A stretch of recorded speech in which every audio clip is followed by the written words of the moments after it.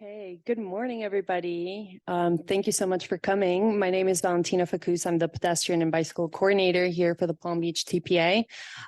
So today we'll be going over the 2024 funding program workshop for the Transportation Alternatives Program. And here I have Maya. I'll let her introduce herself.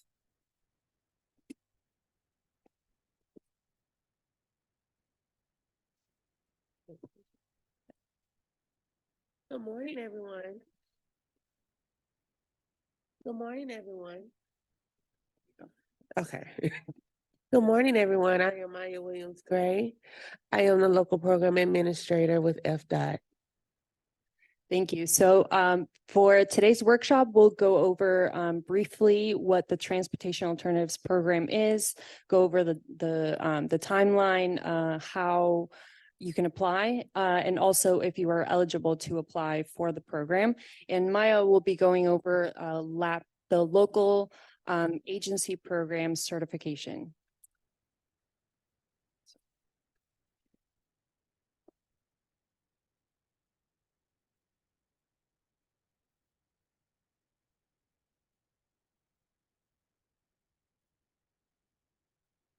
So the Transportation Alternatives Program is a small-scale, non-motorized program that can fund projects on or off the federal aid roadway system. The type of projects that this program can fund are safe routes to school projects and just any pedestrian and bicycle-related projects such as bicycle facilities, pedestrian and bicycle signals, lighting, and just any safety improvements overall. For this year, we have an estimated total amount of $5.1 million with $1.5 million maximum per project, approximately, and a minimum of $250,000 minimum reimbursement amount.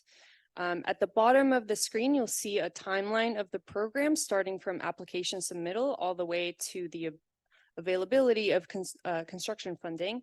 So for this year, the application submittal deadline will be February 16th of 2024.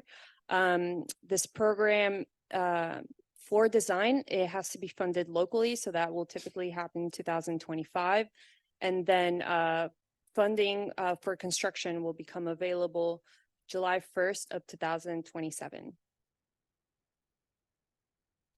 So really quickly, the Transportation Alternatives Program really helps to achieve our goals and objectives of the TPA's 2045 Long-Range Transportation Plan. So on our scoring system, which this program has a scoring system in place to rank projects, has it all helped to achieve the goals and objectives. So preserving our transportation system, safety, efficiency, connected, and multimodal system. We also have a Vision Zero action plan that also helps us, that's also integrated within our scoring system. So, and this Vision Zero action plan was adopted in 2019 and we updated it in 2021 with a goal of reducing and eliminating our traffic-related fatalities and serious injuries. And if you are interested, you can visit our website at palmbeachtpa.org/Vision Zero to look at our Vision Zero action plan. So for our scoring system, we have three main criteria.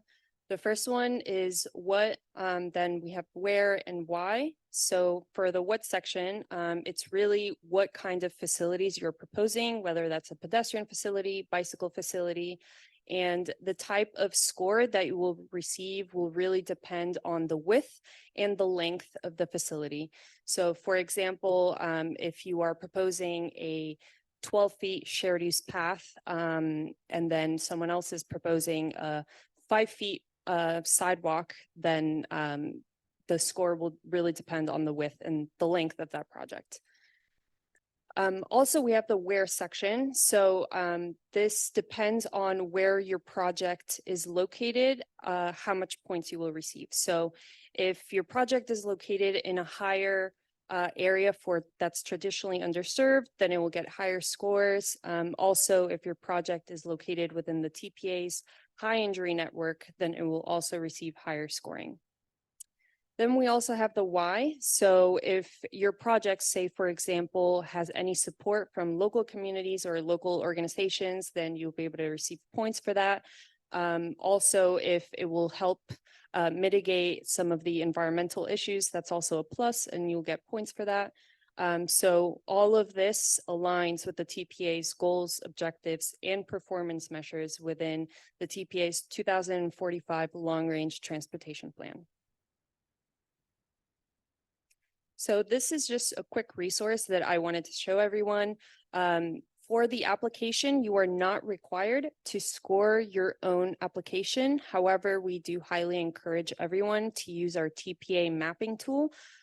This TPA mapping tool, we have some layers that you can see where your project is located. So we have some shopping centers, we have natural trails. We also have the Vision Zero high injury network that you can see if your project falls within our high injury network. So again, it's not required, but highly encouraged. And you can see this, you can visit this mapping tool on our website at palmbeachtpa.org/TA. Next, I'll be briefly going over the program schedule. So yesterday, we kicked off our program since we got approval from our TPA governing board. So today we are going through the workshop. The next step for this is the pre-application meetings, which is required, and we will be starting that November 6th of this year all the way to February 9th, 2024. And for this year, we're actually giving applicants a little bit more time than last year because we know that sometimes it can be difficult to get documents in on time and there's last minute changes. So we wanted to give a little bit more time to everyone. So again, this is required. We will be providing all of that information on our website soon in coordination with the Florida Department of Transportation. So during this time, you will be able to meet with us either in person or virtually to discuss your project and see if your project is eligible to be funded. So next is the application deadline. That is February 16th, 2024. You must submit the application by 5 p.m. And next, March 8th of 2024, that is when the TPA submits the project list and tentative ranking to FDOT. So look out for that. Next, so once you submit your application, go through that process, you want to look out for the first email that we will be sending to applicants. And this initial email will really just be looking for any clarification. If any, you might not even receive it because maybe we don't need further clarification, but just be on the lookout for that email. And then early April 2024, then we'll need your responses. Then in mid-April of 2024, that's when the TPA along with FDOT will be conducting the field visits. So these field visits will be in person. So please make sure that you mark that in your calendar to be available for that. Next, again, if we need further clarification for your project, then we will be sending out a second email, and that will happen late April of 2024. And then we have a resolution of support that's due April 26th of 2024. So this one is actually after the application deadline where you'll be able to submit that resolution of support. And I'll go over that here in a little bit. Then in May 3rd, then that's when we'll get the responses, like that's the deadline for the final responses from FDOT and the TPA. So that's when the final vetting process ends. And then May 26th, 2024, that's when FDOT returns all of the eligibility determinations and sends it to the TPA for final comments and to finalize the draft priority ranking. And then over the course of July 2024, that's when we bring our list of priority projects to our committees and the board for approval, and then send it over to FDOT. So now we'll go over the program requirements. So one of the really big requirements of the Transportation Alternatives Program, because it's a federal program, is that you need to have, first you need to be lab certified, but also having an ADA transition plan. So if you do not have an ADA transition plan, you can also, we have some information on there on our website at palmbeachtpa.org/title VI -ADA. Also, if there's more information on the FDOT website, but you do need an ADA transition plan in order to become lab certified. So here's a brief list of all of the documents that you will need. We do have this published on our website in our TA program overview sheet. So the first required document is just a overview map, like an aerial map of your project within the project limits. So this map, you can use the Palm Beach County GeoNav tool, or you can use Google Earth. Really, we just really need to see the aerial imagery of where your project is within the project limits. Next, you'll need to submit a typical section. It doesn't have to be a engineered design plan. It can really, you can just use street plan or street mix. It can be as simple as that, and you can submit that and we'll be fine with that. So some resources is you can go to street plan or street mix to look at the existing and potential improvements that you're making. Next is right-of-way verification. And for this, I want to emphasize that you can't just submit a screenshot of the within the project limits of where your project is. You need to actually submit the right-of-way for verification and any plats that you have to show the right-of-way of your project. And one resource for this, the county plats as a starting point. Next, you'll need a resolution. So this resolution should be from the facility owner and from the governing board. And this type of resolution has to be, it has to say that it's proposing that we will fund operations and maintenance of the improvements, and that if FDOT is leading it, that showing that that support from FDOT. And this one is due April 26, 2024. Next, you'll need a commitment letter from your engineering or public works department of the administrating agency. And this letter really just has to say that the party has to administer and construct the project as proposed if it's funded by the TPA. And this is due at the application deadline, February 16th, 2024. Next is a cost estimate sheet, which you will be able to download it from the GAP application portal, which I'll go over here in a little bit. So here's some examples of things that are participating. Landscaping can actually be reimbursed up to 25% for this program. Some examples that are non-participating items, meaning we will not be able to reimburse, is mowing, utility relocations, video inspections, contingency, things of that sort. And I also want to emphasize that the cost estimates must be signed by a licensed engineer. If they are not signed, then you will be ineligible to continue the application process for this. So please make sure that they are signed by a licensed engineer.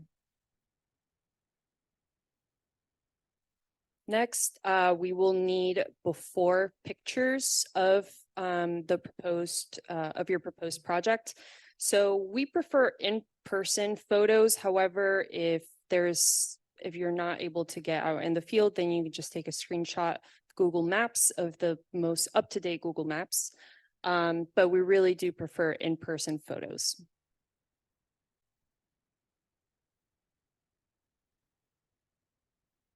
So next for this program, if this is the first time that you're applying to the program, then you will need to create an account on the FDOT GAP application portal.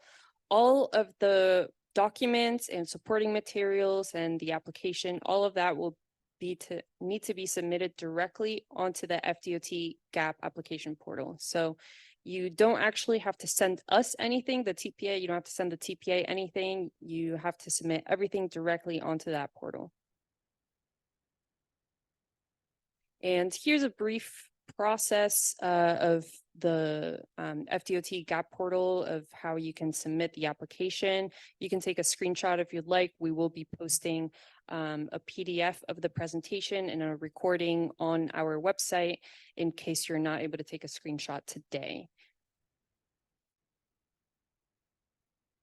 So finally, here we have some resources that can help you fill out the application, in addition to help you come up with a project. So we have our Complete Streets Design Guidelines that really goes through a context-sensitive approach, and we have all of those guidelines based on Palm Beach County and adhering to Palm Beach County and FDOT policies. So we highly encourage you to look at our guidelines to help you come up with a project.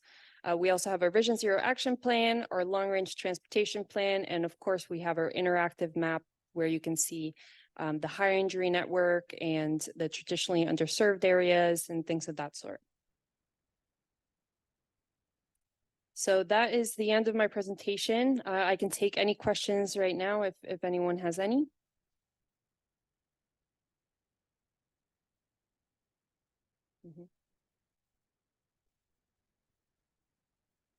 All right, I just wanted to just elaborate a little bit more. Valentina showed you all a slide of GAP and how to apply.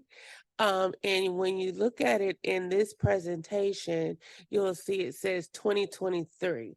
There will be a new solicitation. It says 2024.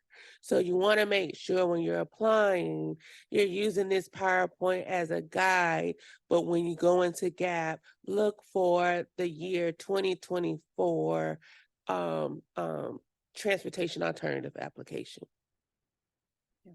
Thank you, Maya.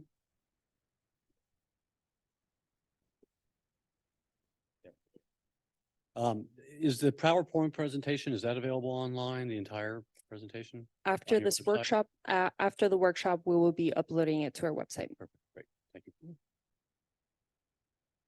Hi, good morning, Naresh, City of Boca. Could you talk about the eligible items related to design and CEI components? And also, most of these projects are related to pedestrian and bike enhancements. And could you also clarify is the removal of the existing sidewalks? Most of the times, we wouldn't be able to make the improvement without making our complete removal of the sidewalk. Is that going to be part of the reimbursable item or not? Okay, through the Palm Beach TPA, and you all correct me if I'm wrong, but professional services, so the design and CEI will not be reimbursable. Okay, it will be for construction only. So any grant funding that you awarded through this program will 100% go towards your construction. Thank you. And one more question, could you talk about the requirements about adjacent property owners support?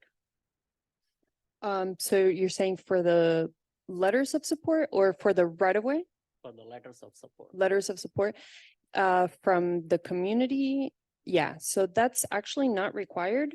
Only if your project is directly adjacent to any single family homes, then that's when it would be required. And we have a percentage for that. Look at it real quick. I believe it's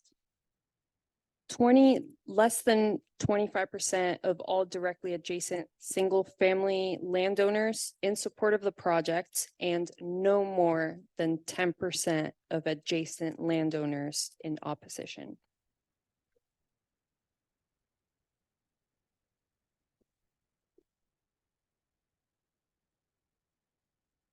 I have one or a few. The first would be, can we lump projects together? Let's say we have like ADA sidewalks we want to do and and it's sort of patchy in our neighborhoods. Can we lump those products together into like one application to administer? As long as it's within the right of way, then yes, you can. And also keep in mind that this is the total funding amount is the total maximum reimbursement amount is 1.5 million. So yes. And my follow-up question, it says 25% landscaping. Is there sort of like a list of eligible sort of vegetation that could be done for that, or is that something that just the locals determine through that process? Or does FDOT, adhere to a certain type of trees and whatnot? No, there's not a specific outline criteria for what type of landscape is eligible. It just needs to be landscape that has been impacted by the project scope. So if you're putting in a sidewalk, it's gonna, you want some landscaping along the sidelines, that will be eligible. It's not to determine what type of tree, that particular agency wants to plant. But that's further evaluated during the vetting process if there's anything that is a concern or potential ineligible item. And to clarify on Andrew's question, you are able to, in a way, lump projects together, but you just have to make sure that you submit the right-of-way verification for anywhere that you are proposing that project for.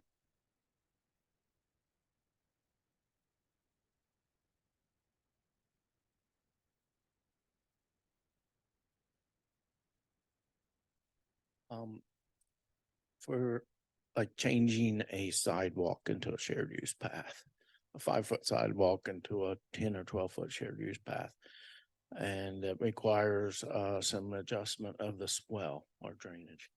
Is that covered? I get to put on my engineering hat a little bit. Yes, that is covered. But one thing to keep in mind when you're going from a sidewalk to a shared use path is that the part that's reimbursable of that new shared use is only going to be the new feet that have been added on. So if you're going from 5 to 10, only 5-foot feet would be eligible for reimbursement because there was an existing sidewalk, unless you prove that that existing sidewalk is past its useful life.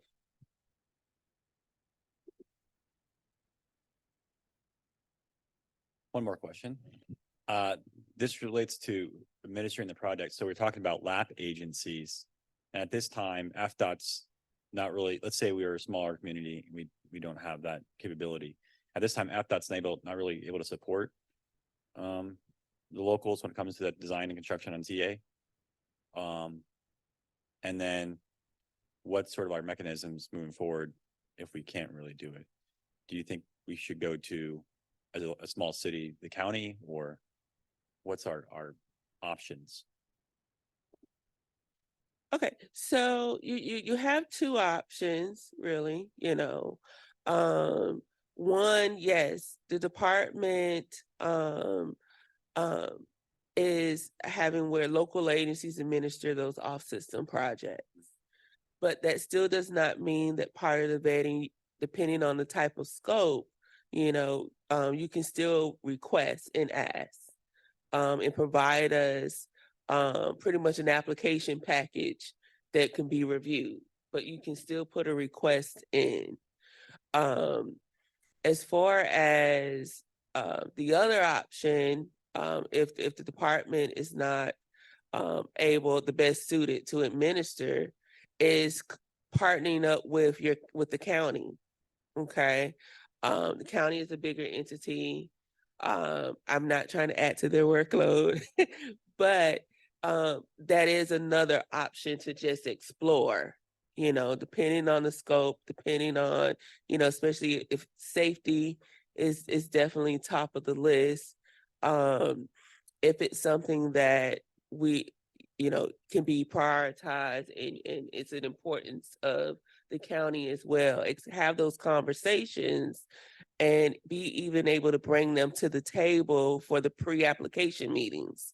You know, therefore both parties can ask questions, you know, and the county can be more informed on what it means for them to administer on behalf of the local agency.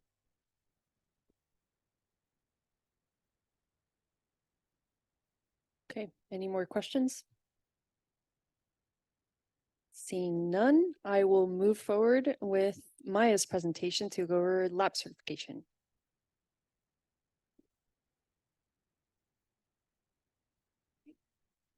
I think I need to.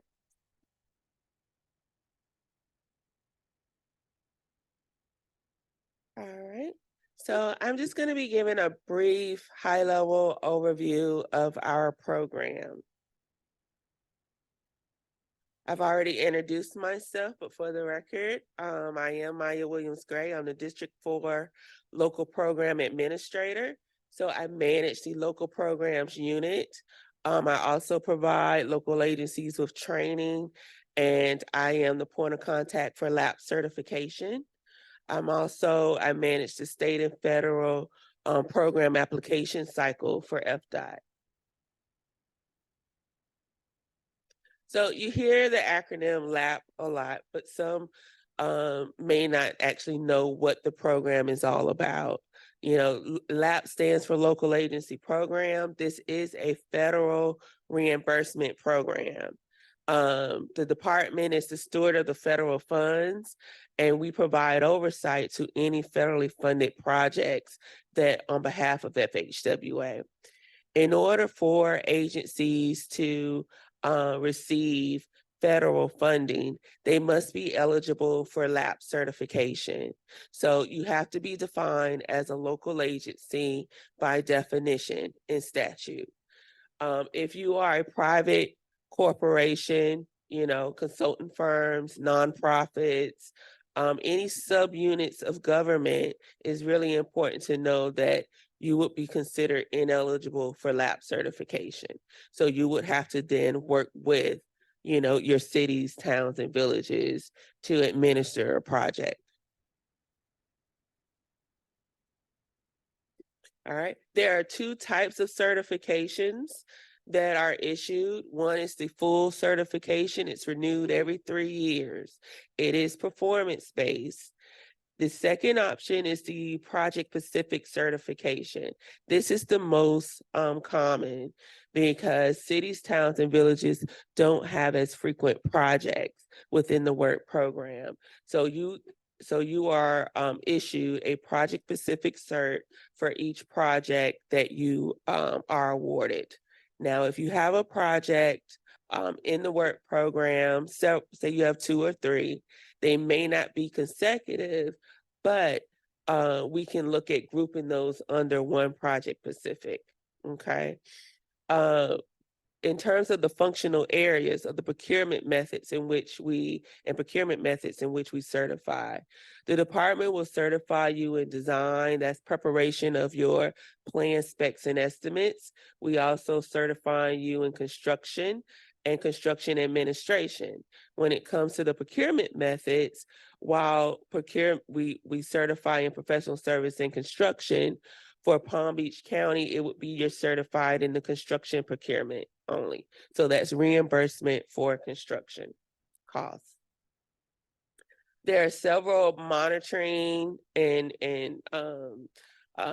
program assessments that take place through over a life cycle of your certification. These are done at a central office and district level. So just be mindful of that. I have a graphic here that kind of outline some of what is reviewed. You know, of course, your performance, your compliance with Title VI and ADA. We also monitoring your ability to manage grant and federal funded projects.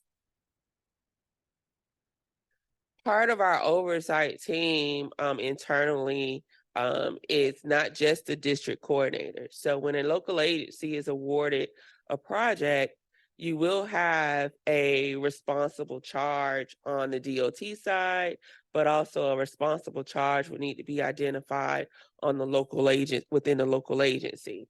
These are the primary point of contacts that will interact day to day.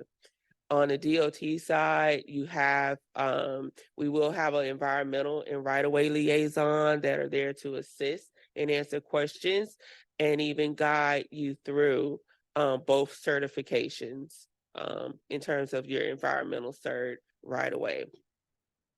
Also, when the project goes to construction, we do have we have a construction oversight team. So we're a pretty large group that works together to ensure the success of not just our program, but specifically our local agencies. And this, in an extension of our family, is of course the TPA.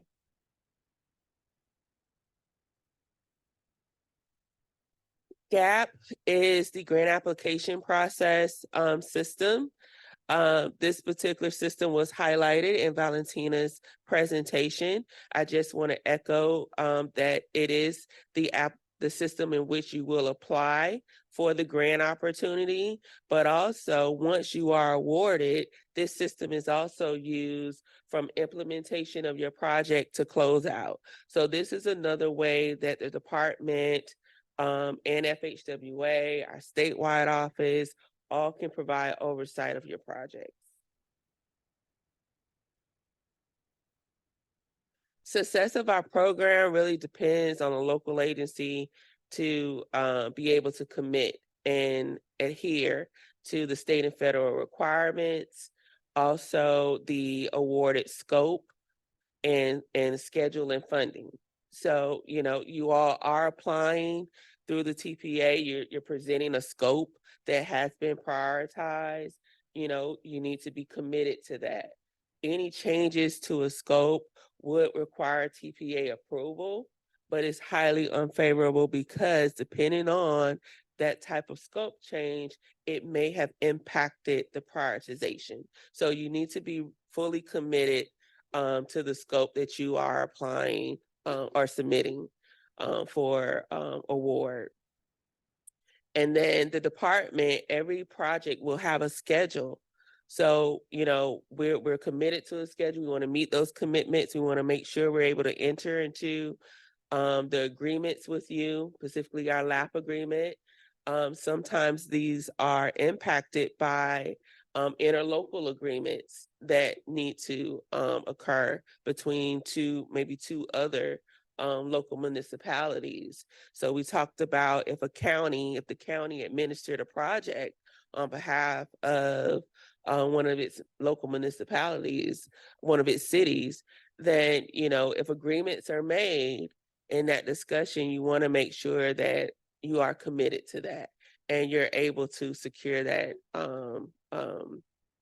funding, if you will, or even schedule if it relates to some additional work being done outside of the LAP project. You want to make sure that's able to be done in time and there's no impact to the LAP's project schedule. So in all, communication and coordination is key. The department, we're here to educate and train. We have several resources that are available to you. My team and I are very hands-on. The TPA is well-versed in our process as well. So we work together to ensure your success, but we do need you to be committed. A resource for you is the local program manual. This is the department's primary guide of guiding the program. There's several chapters within this. It is available online. You will get a copy of this presentation, so you'll have the resource links available to you.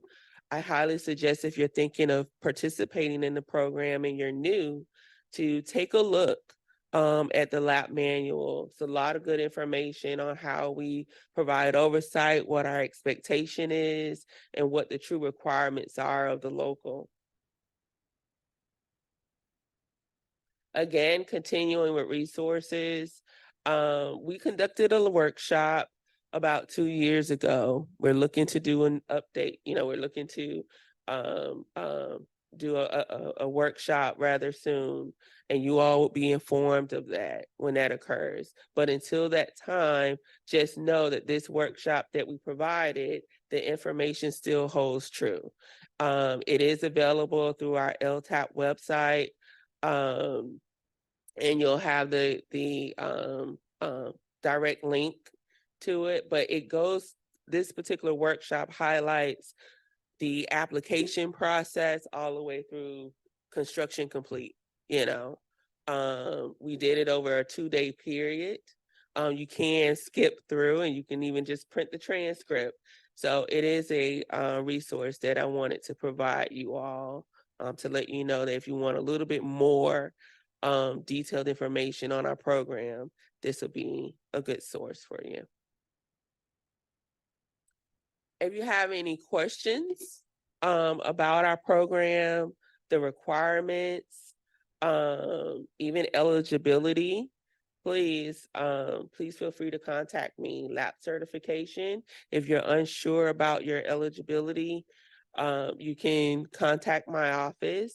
You can contact me directly, or Victoria Ulysses. She is my right hand when it comes to certification coordination. And then Ramon Alvarez, he is our local program coordinator. He is that responsible charge, if you will, that I spoke about earlier. He's your day-to-day coordinator for the department for all of the Palm Beach projects and agencies. I'll end with our safety message. Drive safe. Florida future depends on it. Let's get everyone home. Okay, at this time, I'll take any questions that you all may have here in the room or online. I have a question. Yes. Our original lap certification was late 2020, early 2021, so that'd be the 3 years. What do we do to recertify? Do we apply again, or we go through what's the Yes. process to recertify? So, Boca Raton, correct? Yep. So you received a project specific certification. That cert is good for the projects that it covers, okay? Okay. For that life of that project. There may be some maintenance that has to be done in terms of if there's a change in staff, we'll have to update our records. If you change your Title VI policy and plan, we'll have to update, But that cert covers you for the project that you already have in the work program. Any new projects that wasn't covered under that cert, you would have to seek a new project specific certification. Okay. Any other questions?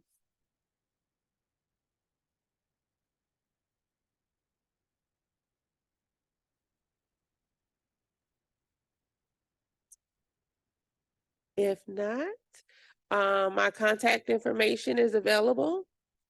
You all already have the TPA's contacts, but we work together. So you can feel free to forward at any time. Thank you. Thank you, everyone. Everything will be posted on our website if you were not able to attend or take screenshot of the presentation.